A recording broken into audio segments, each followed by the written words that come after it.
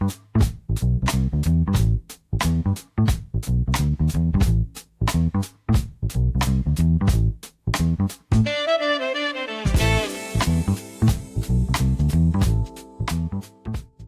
right, Mr. Cox, how you doing, brother? How you doing? Back again. We skipped 1 week. I had to do the fatherly thing. I had to go and take my daughter down, and she enrolled in the HBCU and do that Yeah. experience all over again. You know.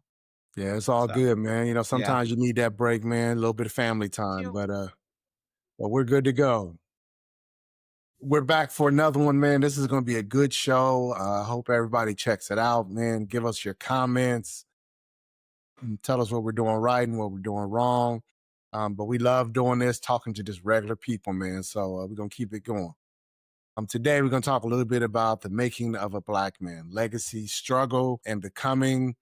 We're going to talk a little bit about the historical roots, from enslavement and resistance to Reconstruction and Jim Crow, and then the rise of the Black agency, kind of after post-Civil War. Really looking forward to this conversation. And this is stuff that we don't normally get in school. Our kids don't get in school. And it's an opportunity for us to talk a little bit about it. So let's kick it off, T. Yep, as usual, these are our opinions and what we believe in. So you can say whatever you want to, you can give your comments, but just understand that we have opinions, and we're gonna speak on them. So yeah. Yeah, and I'll jump in behind that. Obviously, I haven't seen any of the comments, but yeah, these are our opinions, and you're talking about opinions from, a 55-year-old man and myself and Tony, who's barely into his 60s, but we've been on this earth for a very long time, and we experienced a lot. We were all born, during a time in this country where it wasn't as nice as it is now. So we're going to speak on all 10 of our toes about what we think about Black men and about the legacy of this country and the things that are going on right now. If you don't like it, you always have the choice to click off and go watch something else. But if you want real talk from real men, this is the place to come. There you go. There you go. So we're gonna start it off. Like you said, we're gonna look at enslavement and erasure. Uh-huh. That's kind of coming around to what Donald Trump is trying to do today, kind of erase us, But yeah, enslavement and erasure. And it started in the 1600s all the way through the 1800s. We talk about that time period where 1619, where the first enslaved African men arrived in Virginia, forced into labor and stripped of their identity. 18th and 19th centuries, Black men are commodified as laborers, breeders, and property. Yep, yep, I'll say that again. Laborers, breeders, and property. Yet many resist through rebellion, escape, and culture retention. Frederick Douglass escaped slavery and became a leading voice for abolition, masculinity, and human dignity. So, with those statements there, you can see where we started from, and it hasn't been that long where we were there, and you can see how our past can affect how we are today. Can you talk to me a little bit about this period of time and how you think that we got through it as men? Yeah, I want to throw in one piece is to kind of go before that. Because, a lot of times, particularly when you're talking about FBAs, foundational Black Americans, we always start the conversation based upon us being here in slavery. And that's what the conversation is about. But I also want to say to people is that Black folks came from a continent that is the most resourceful continent in the world. You can get anything on the continent of Africa, any type of metal, any type of food, any type of drink, where most of the inventions in the world have come from that continent. So that's the continent that we came from. We were snatched and taken from our continent, from our homeland, and brought to this country. So I want to make sure people understand that we were leaders in the world and leaders on our continent, leaders in our countries before we came here. So I think that's important to note. You're right as far as, with other countries who come here and say that we're lazy. Let's compare what your people are doing in your country compared to what black people are doing in this country. And there's no comparison. It's not even close. We're more educated. We have more money. We have more influence than any other group that comes here to the United States. Bottom line. I'll have that discussion with anybody. But the question was, how do we survive? And I think what happened for our ancestors, that people came here once they realized that, we were in a situation that we couldn't just walk away from. I think black men determined that we're going to make the best out of what it is that we have here today. We're going to continue to fight skirmishes to get our freedom, but we're going to make the best out of what we have today.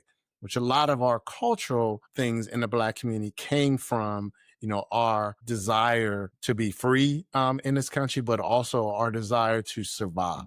Some of the food that we eat today is based upon what we were given, and we turn those into delicacies that are used today in all cultures. Some of the music that is out there today came from our ancestors writing songs about survival, writing songs about being together, writing songs about family, and it's become a type of music, in this country. Prior to, maybe the 1960s, you know, FBAs in this country, we were the most disciplined and the most conservative group of people in this country. So some of the raising of children and the way that children are raised in this country came from our people, came from foundational Black Americans, because Black women, in a lot of cases, raised a lot of these white children and Italian children and Jewish children, people that changed their names when they came to the country. We know who you are, but those type of people. Black mothers raised them and then came home and not only cleaned their own homes, cooked for their own families, but raised their own children. So it's not just the enslavement part that I think people should talk about when it comes to foundational Black Americans. There's not a piece of what goes on in this country that doesn't have our stamp on it in some way, shape, or form. Yeah. Yeah. Now, so I'd like to point out one thing too is, and I'm gonna go back to this because it's so blatant when you see a person as a laborer, a breeder, and a piece of property. You don't treat people like that, and I believe you don't treat people like that and call yourself a Christian, you know. So we had that going on also.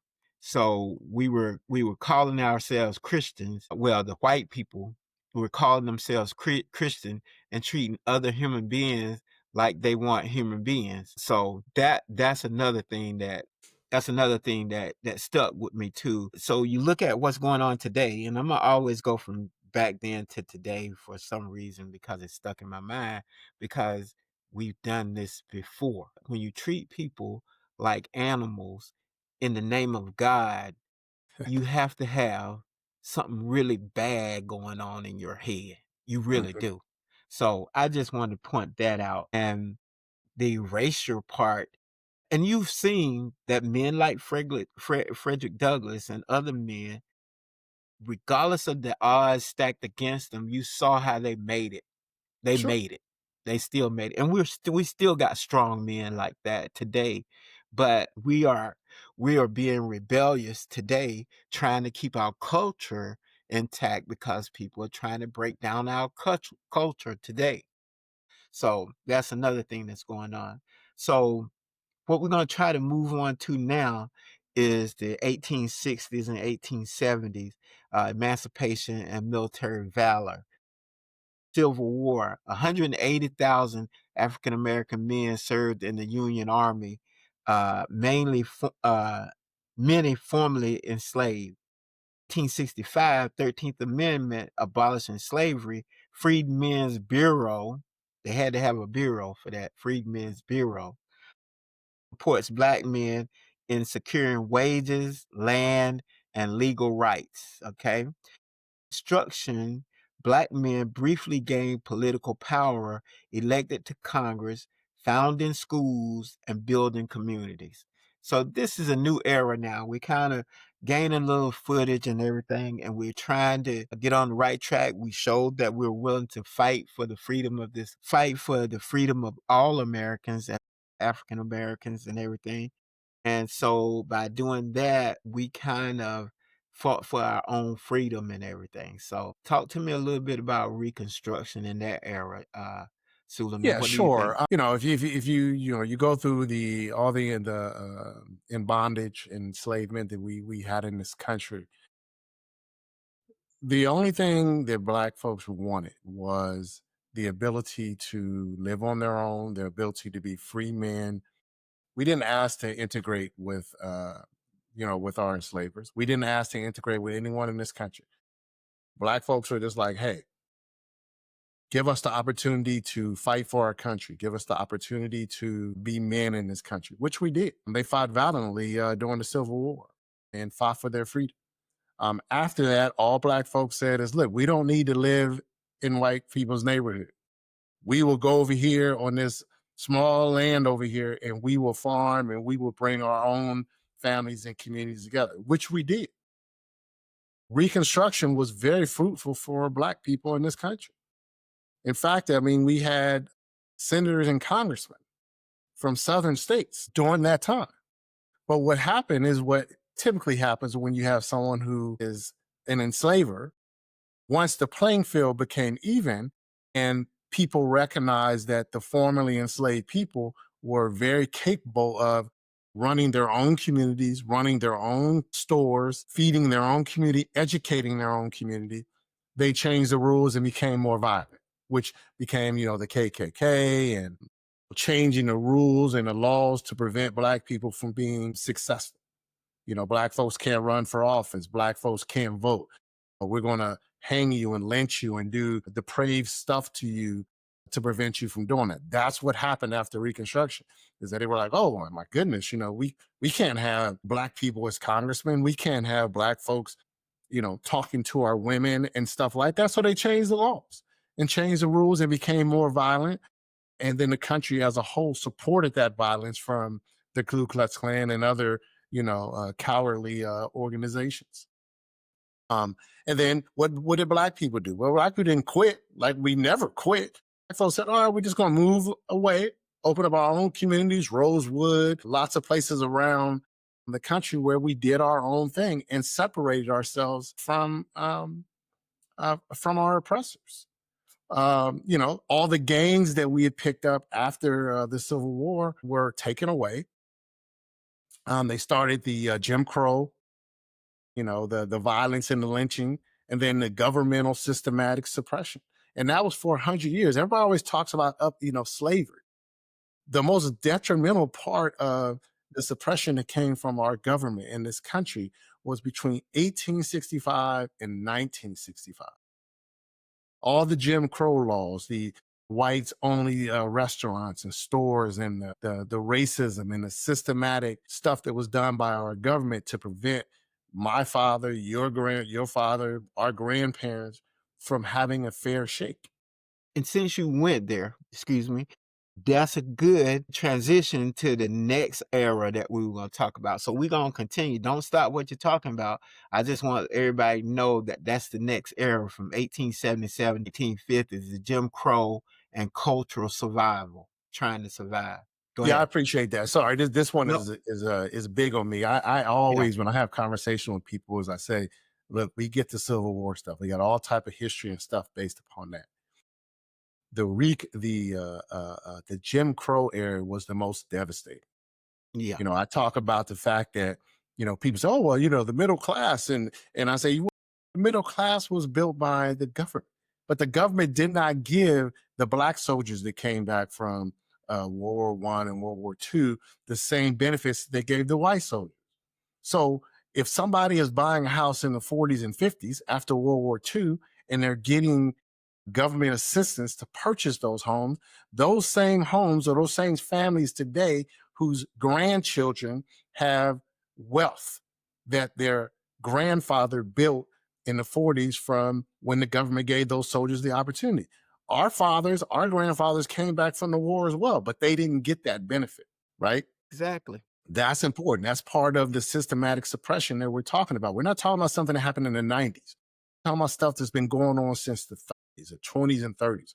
When our soldiers came home and didn't get the same thing that white soldiers who they fought next to in overseas to defend this country, we didn't get it. So you got a 50-year head start on our families.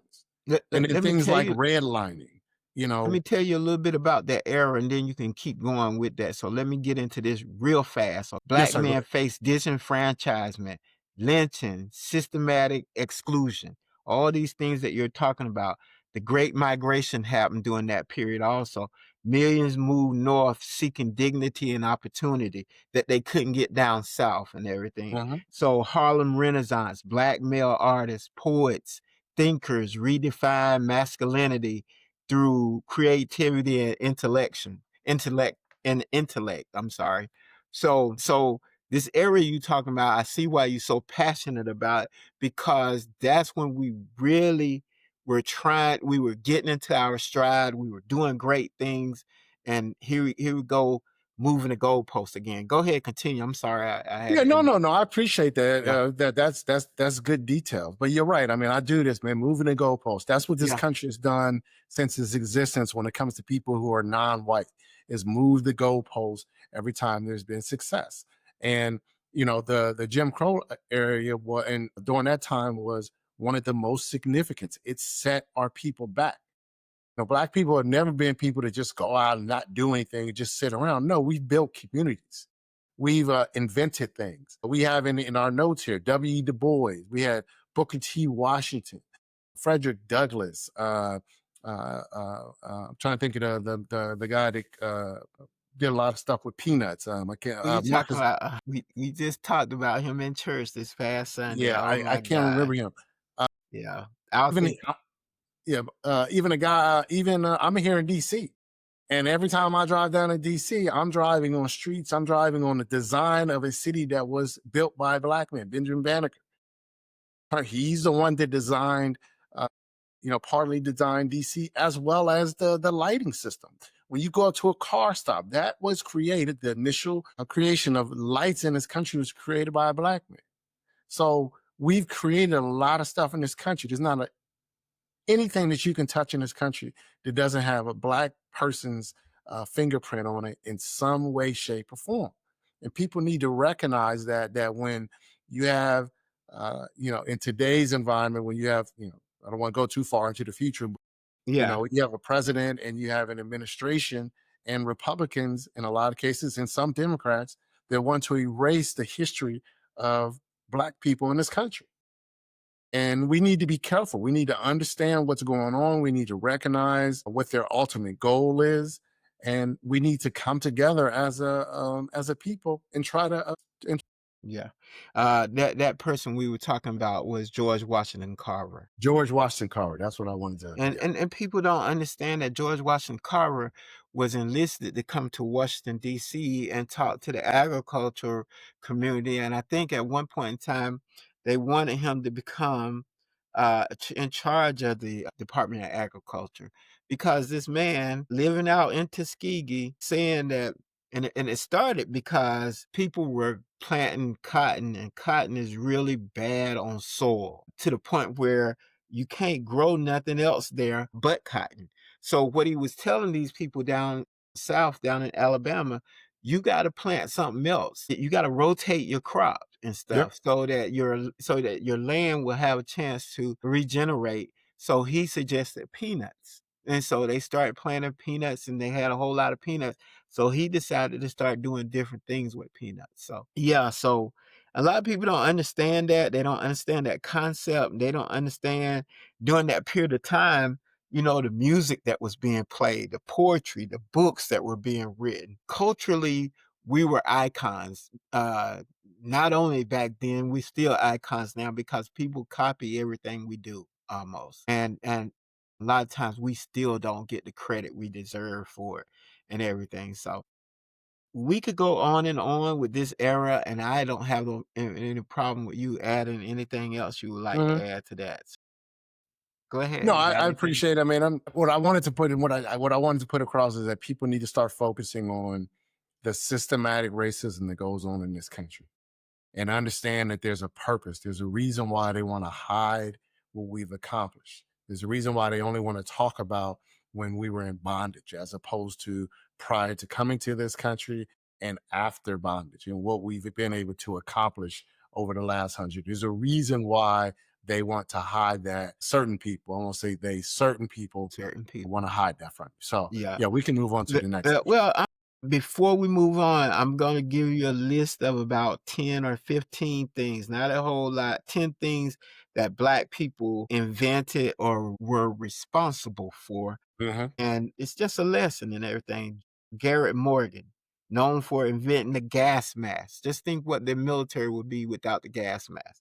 Okay. And a precursor to the modern traffic signal, the light, the traffic signal every day. George Hmm. Washington Carver, of course, he was an agricultural chemist and discovered numerous ways to use sweet potatoes, not only peanuts, but sweet potatoes and soybean also, Yep. because those crops helps the soil. They don't destroy the soil, so he found a way to help the soil and everything. Patricia Bath, uh, who invented the laser. Okay, you gotta help me with this. Phaco probe for cataract surgery. Wow. Wow. Yep. So that got me there. I didn't know about that. So she invented the probe that helps with cataract surgery. Wow. I Hmm. didn't know it. Elijah McCoy, an inventor who created an automatic lubricating cup for machinery, leading to the phrase the real McCoy. Yep. Yep. That's that's a good Frederick McKinley Jones, an inventor and engineer who developed portable refrigerator system for trucks.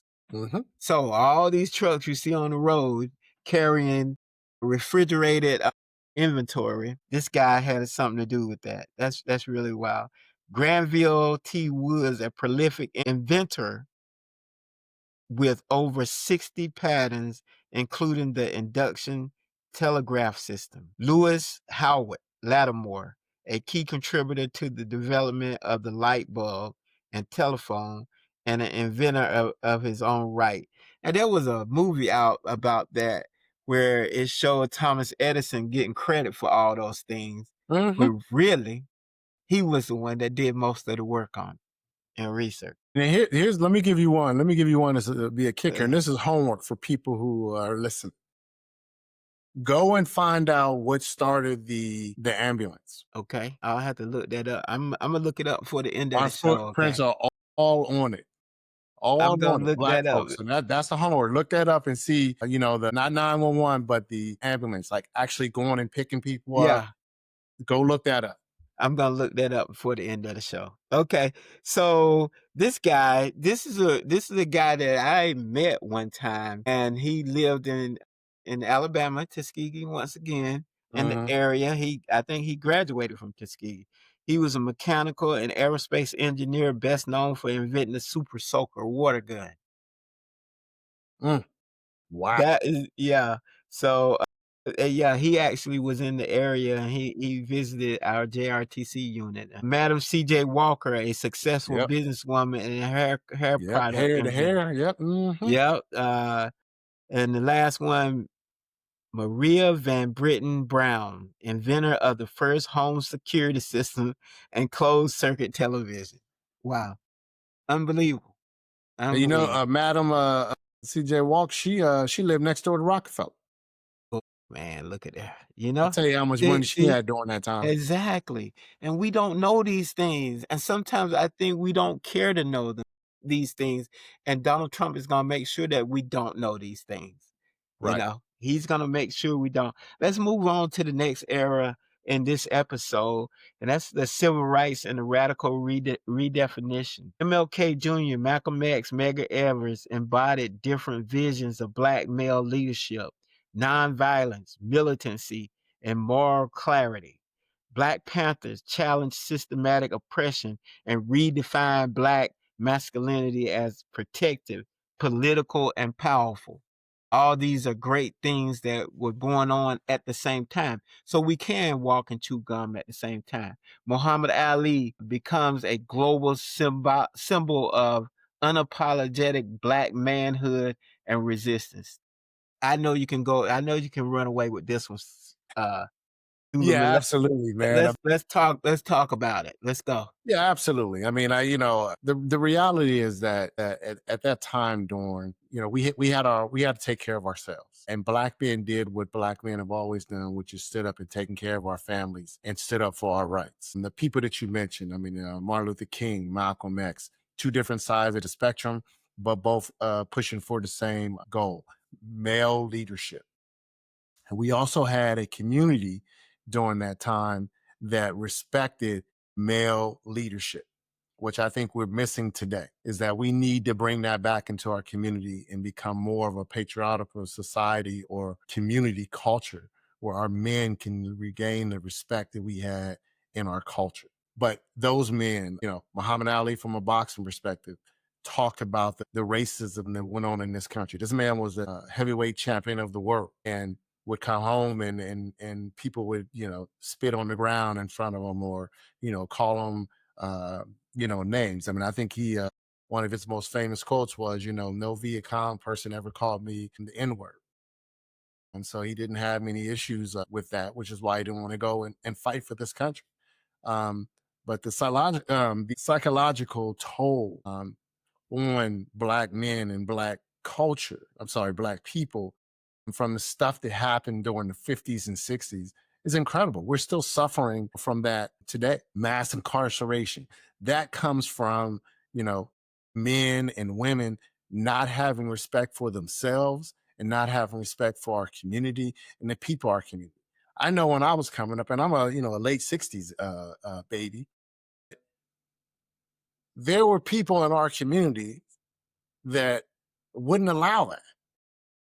We had, we called them OGs, but you didn't do stuff in the neighborhood that was crazy. They would put you in your place. They beat you up. They put you in your place. They smack you upside your head. And then when you went home, you would get the same from your parents. But the elders in the community did not allow the type of stuff that we allow to happen today to happen. Little girls, high school girls, did not dress and do the type of stuff that a lot of our young women are doing today. It was not accepted. And you would be called up on that by an elder sister or mother or grandmother in the community and tell you to go put some clothes on and stop being fast. That's what we just say, stop Exactly. being fast. Acting like a floozy. Acting like a floozy, right? Or like what our older parents used to say, they didn't just call you a freak or something. Old people used to call you a whore. Yeah, exactly. Plain and simple. Right. They would say, plain and simple, you're a whore. Yeah. Things like mass incarceration and the type of stuff that, that some of our people are out here doing, our young folks. They don't have any guidance because there's lack of male influence in their lives. They think being a man is being violent. They think being a man is robbing somebody or stealing something from somebody or walking around and, hanging out in gangs and, carrying weapons around as if that is what being a man is. That's what leadership is. It's because they're not getting it. They don't see our leaders, black male leaders on TV talking about what it's like to be in our community. They don't see it. I mean, when's the last time you've seen a show that comes on TV or a documentary that talks about strong male leadership? I mean, every TV show we get that comes on TV, the male's a chump. He's either a buffoon or he doesn't get any respect from his wife. Those are the only shows you see on TV. You don't see the Bill Cosby's, the Different World anymore, the Jeffersons, Sanford and Son, Good Times, where you had strong male leadership in positions. You get buffoonery. Yeah. And It is really hard to take at times and stuff. Uh, yeah, and we got a lot to do with that too. We got to figure sure. out how to overcome that image and set a tone for a new image, We really do. Well, I think that I think that what we need to do is highlight the people who are displaying the type of image that we want out there and That's stop supporting shows and movies that go against the image that we want out there. Because keep in mind, everybody that does a movie, I don't care who it is, They're doing it because they want to make money. They don't give a damn about the image that they're putting out there about you. What they care about is who's going to go and pay $12, $14 a movie ticket to see a movie, or who's going to go and buy Netflix to watch a dumbass Tyler Perry movie, right? That's what they're concerned about. They have no interest in ensuring that the black male image is corrected. So what we need to do is to say, we don't want to see that anymore. We're not going to support those type of movies. We're going to support these type of movies. Or when somebody gets on TV and acts a fool. Like, for instance, I saw something on TV. I want to say I was just flipping through the channels and I saw TMZ and they were showing something about Lizzo. And Lizzo's out here shaking her ass. Mm-hmm. And I'm saying, we need to stop supporting that. That is buffoonery. It's disgusting. And we need to stop supporting it. And we need to get those people out of our community, get those people out of our image, set them aside, let them do what they want to do, but bring the people that we want to represent us into our community. So Okay. I'll end it with that. Well, okay. Well said. I think in today's, I just want to add one thing to that because we went a little further today than I thought we were gonna get. So I'm gonna kind of wrap this up with the one thing that we didn't discuss. You don't have too many groups like Black Panthers anymore Right. because they get stamped out so fast, Mm-hmm. and Black people don't support them, Mm-hmm. even though what most of the stuff they were doing, almost 90% of the stuff they were doing was positive. They just want to help their community. Yep. Now, you gonna always have rogue people in organizations like that are gonna try to use their status and use the organization to enrich themselves or Yep. or bring themselves up in the world or whatever. But it's like we're afraid to be strong sometimes. It's like we don't want to run people away, you know. I really think that's stupid. Be who No, you are. You saw in the beginning of this era, we talked about the three different ways that Black male project their masculinity as nonviolence, militancy, and moral clarity. You can do it all. You can do it all. You really yeah. can. So Well, I think we had a good conversation today. I hope we educated some people. And I know I got educated tonight on some yeah, things. yeah, you did. Yeah. Let me just say one thing before we Yeah. get off. Till Okay. you get with that is, Yeah. and then just to piggyback on what you're saying, man, is that uh, what really kind of caught my attention what you said. People are afraid, and my point is, listen, I don't want to fight anybody. I don't want to fight Yeah. anybody. I don't want to hurt anybody. But I want people to understand is that you are not going to attack my dignity.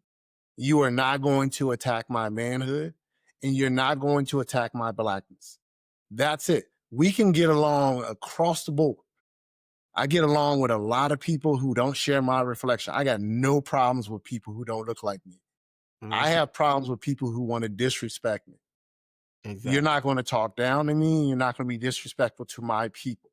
That's what we need to focus on as a Black community is start holding these organizations, these corporations, these businesses accountable for what they do and say to us. We're the only people in this country where we are expected to allow someone to be disrespectful to us, for someone to talk down to us, and to call us names and be happy about it. We're the only ones that are expected to have violence committed against us and to accept it. So Black people need to be strong. As far as the Black Panthers are concerned, the one piece I liked about the Black Panthers is they fed Black people. And the second piece is they were armed. And you know how I Mhm. feel about that. Black Yeah. men need to go and arm yourselves. Yeah. The National African American Gun Association is our freedom. The Okay. NRA can go straight to hell. I don't want anybody Black joining the National Rifle Association. Mhm. Join the National African American Gun Association. I'll end with Okay. that. Okay, so I got their answer. Well, I looked that up about the ambulance, and what they're saying is trying to be nice. Of course, they're saying no. that black people didn't single-handedly discover the ambulance. Okay, we understand Yeah, that. we understand that. Yeah, we understand that. You didn't have to say that, but they did. And it says, however, a group of black men and women in Pittsburgh, known as the Freedom House Ambulance Service, played a pivotal role in pioneering the modern ambulance service and professionalizing emergency medical care in the United States. Professionalizing. Imagine that. Not a word used less with black people. So Yeah, you ain't never heard yeah, that. You ain't never yeah, heard that one, have you? exactly. But they played that role. So they were the first paramedics in the United States, and their work significantly improved patient outcome. Imagine that. Imagine that.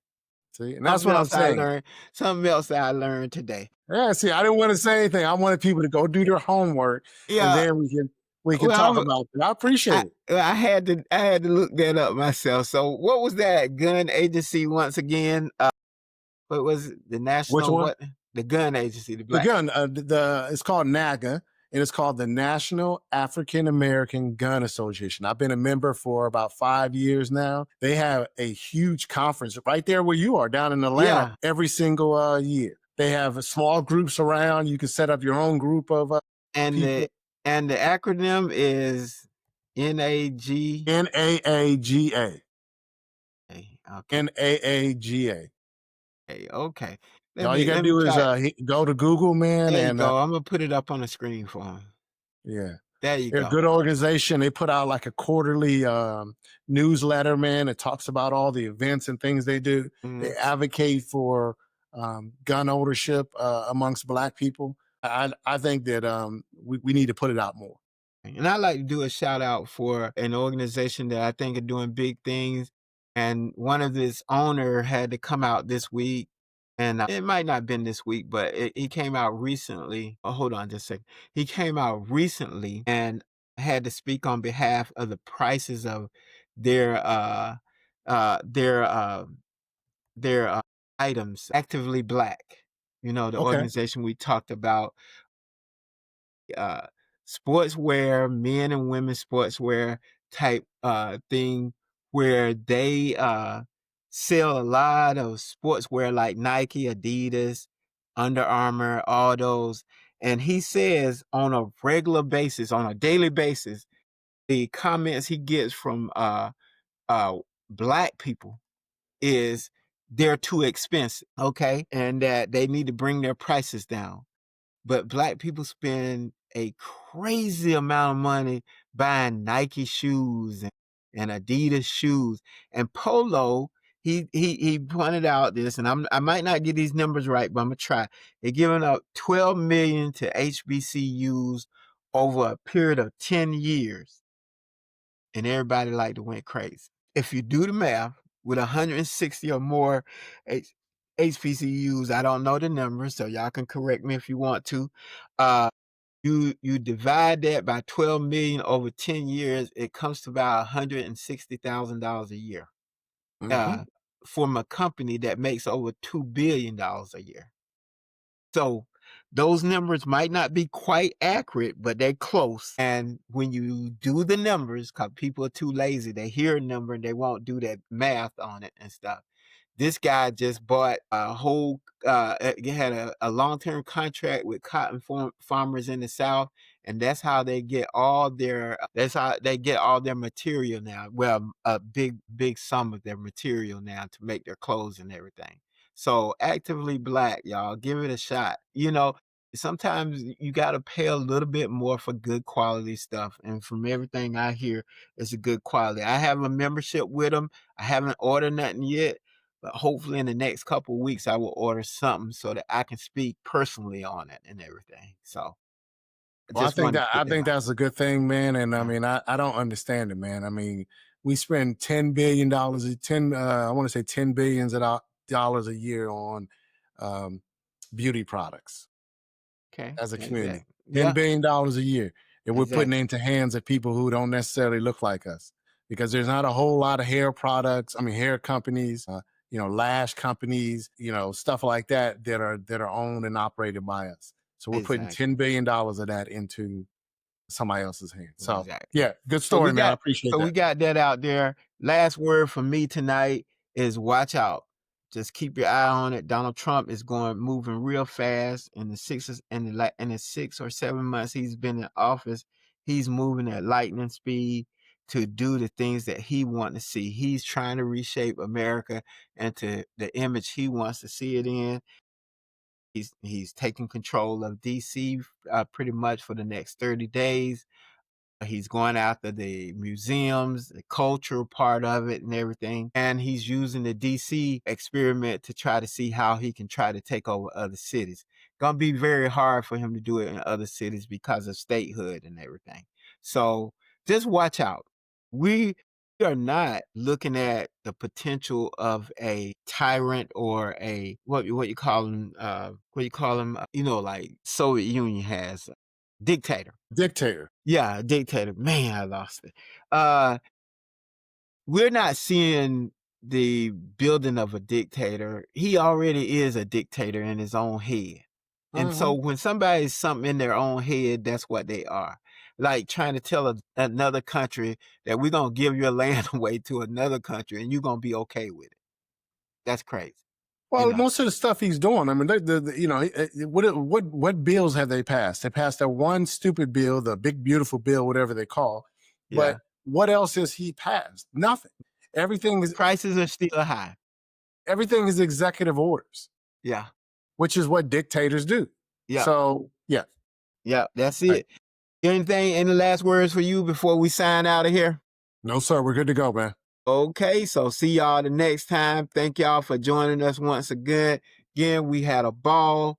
See ya.